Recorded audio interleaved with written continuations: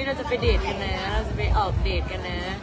แต่ในช่วงกลางวันเนี่ยงานเยอะมากเคลียร์งานเคลียร์โน่นเคลียร์นี่ซื้อของเข้ามาส่งของรับของจนนี้เป็นช่วงที่แบบว่าวุ่นวายกับชีวิตมากแล้วก็สนุกดีค่ะชอ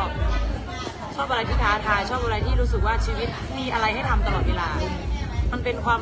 ามสุขเหนื่อยไหมก็เหนื่อยนะแต่ว่าก็ชอบอ่ะขอแค่กำลังใจดีๆเท่านั้นแหละถ้ากำลังใจดีอะไรมันก็รู้สึกทำแล้วมันถึงมันจะเหนื่อยแต่มันก็มีความสุขมันก็ฮิวใจได้ตลอดเวลานะคะเซอร์ไพรส์อีกแล้วเมื่อคืนนี้เซอร์ไพรส์อะไรกันที่แน่ๆคือเป็นไลฟ์แบบส่วนตัวจริงๆแล้วก็มีการแบบผู้ชายชวนไปเดทหรือว่าชวนผู้ชายไปเดทว้าวดีใจโอเคพรุ่งนี้จะเป็นฟิลที่แบบว่าไม่ได้แบบนานแล้วนะคะแล้วก็มีเรื่องเล่าด้วยนะพรุ่งนี้มีเรื่องเล่าอีกแล้วเราสร้างตำนานกันตลอด